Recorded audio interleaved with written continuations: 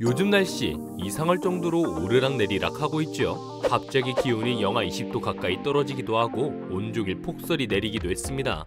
여름에는 너무 높은 습도로 열대기후 같은 날씨들이 계속되고는 했죠. 여름이 덥고 겨울이 추운 것은 당연한 이치지만 이렇게 특이한 현상들이 지속되자 일각에서는 기후위기가 본격적으로 시작된 것이 아니냐는 우려를 표했습니다. 날씨 이외에도 비정상적인 문제들이 발생하고 있기 때문인데요.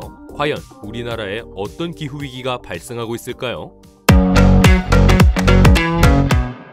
우선 기후위기에 따른 대표적인 현상은 기온 상승을 예로 들어볼 수 있겠는데요. 한 기사 보도에 따르면 1990년에서 2011년의 우리나라 평균 기온은 1912년에서 1930년의 평균보다 약 1.5도씩 상승했으며 연평균 강수량도 증가한 것으로 나타났다고 합니다. 기온 상승폭이 두드러진다는 것은 이미 해수면 온도 상승에도 영향을 미치고 있다는 의미가 되는데요. 한국해양과학기술원에 따르면 실제로 제주와 동해 6개 지역에서 해수면 온도가 상승하여 바다의 사막화라고 불리는 갯녹음 현상이 일어나 해녀의 주 수입원까지 떨어지는 일까지 발생했다고 합니다. 이처럼 기후변화는 단순히 숫자 변화뿐만 아니라 사람들의 일상에도 영향을 주는데요. 대표적으로 가뭄, 산림재난의 문제도 발생합니다. 어떤 지역이 홍수로 물난리가 났을 때 다른 지역은 극심한 가뭄이 일어났는데요. 특히 호남 지역은 저수지 바닥이 드러날 정도로 농민이 농사를 포기할 정도의 심각한 상태였다고 합니다. 또한 작년 봄철에는 대형 산불이 다수 발생해 산림과 사람들의 생활터전이 큰 피해를 보았습니다. 기후위기에 따른 많은 문제, 조금이라도 줄이려면 어떤 노력을 하는 것이 좋을까요?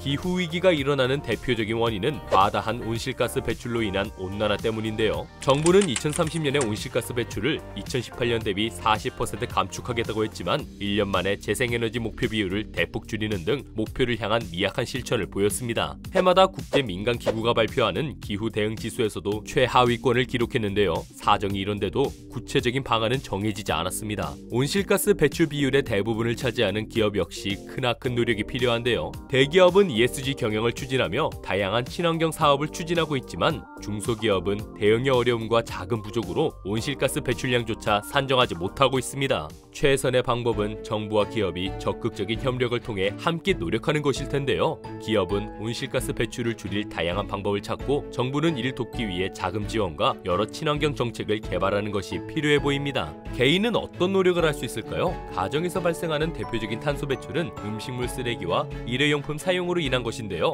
평소에 폐기물을 버리는 것을 줄이는 것이 탄소 배출을 줄이는 데 큰 영향을 미칠 것 같습니다. 작년 12월 부산에 지구온난화의 심각성을 알리는 기후위기 시계가 설치됐다고 합니다. 시계에는 전 세계 이산화탄소 배출을 기반으로 지구의 평균 온도가 1.5도 상승하기까지 남은 시간이 표출되고 있다는데요. 현재 남은 시간이 7년조차 되지 않았다고 합니다. 전 세계적으로도 노력이 필요하지만 특히 기후대응 지수가 낮은 우리나라는 기후위기를 극복하기 위해 이제는 정말 무엇이라도 실천해야 할 때가 아닐까요? 이번 영상은 여기까지입니다. 오늘 영상도 좋으셨다면 좋아요, 구독, 알림 설정까지 눌러주세요.